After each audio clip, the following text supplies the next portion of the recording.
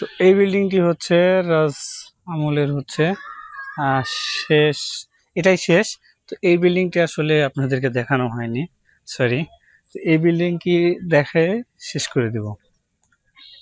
তো এটা হচ্ছে আপনার রাজার আমলের গ্যারেজ ছিল, ঠিক আছে।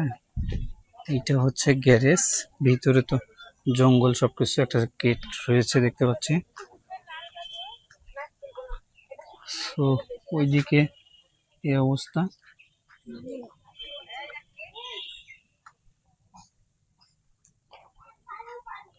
এখানে ফুলের গাছ দেখতে পাচ্ছি, খুব সুন্দর ঐতিহ্য, ঠিক আছে। তো ওই পারে হচ্ছে দিঘি, এই রাজবাড়িটির চারিদিকে হচ্ছে দিঘি রয়েছে। এখানে একটা গেট দেখতে পাচ্ছি, এই গেট দিয়ে আমরা দেখবো যে ভিতরে কি আছে। এটাই একদম লাস্ট পর্যায়ে, ঠিক আছে, গ্র্যান্ড মাদার, ঠিক আছে। তো দেখি কি আছে ভিতরে, এটাই দেখালে একদম শেষ পর্যায়ে, আর দেখার মতো কিছুই নেই। তো তারপরে আমরা এখান থেকে বিদায় নিব। এখানে একটা আমের গাছ, বিশাল আমের গাছ দেখতে পাচ্ছি।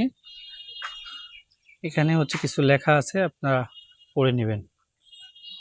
এই পাশ দিয়ে গেট আছে, ভিতরে ঢোকার একটা গেট। তো এইবার আমরা ভিতরে যাচ্ছি। এখানে হচ্ছে একটা বিল্ডিং দেখতে পাচ্ছি, ভিতরে দেখি কি আছে একটু।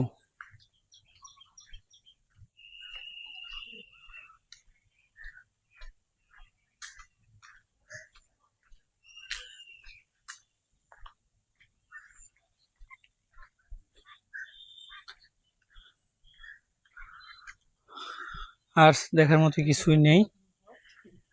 এখানে হচ্ছে শুধু একটা রয়েছে পুরনো ঘর, এছাড়া আর দেখার মতো এখানে কিছুই নেই।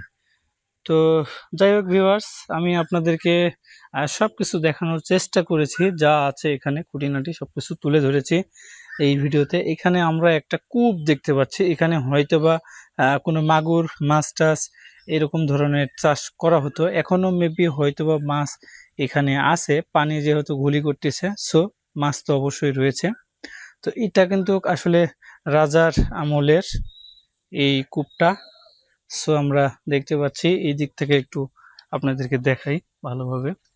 কূপটা মোটামুটি বেশ বড় সড়ো একটা কূপ।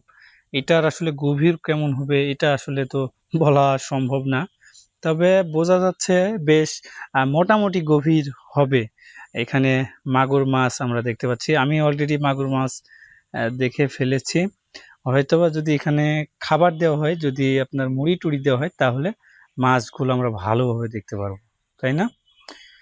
তো ঠিক আছে, তো এই জিনিসটা খুব ভালোই লাগলো আমার অবশেষে। তো ঠিক আছে ভিউয়ার্স, সবাই ভালো থাকুন, সুস্থ থাকুন, আমার জন্য সবাই দোয়া করবেন। দেখা হচ্ছে আবারও নতুন কোনো ভিডিওতে, নতুন কোনো জায়গাতে। ঠিক আছে, সবাই ভালো থাকুন, সুস্থ থাকুন।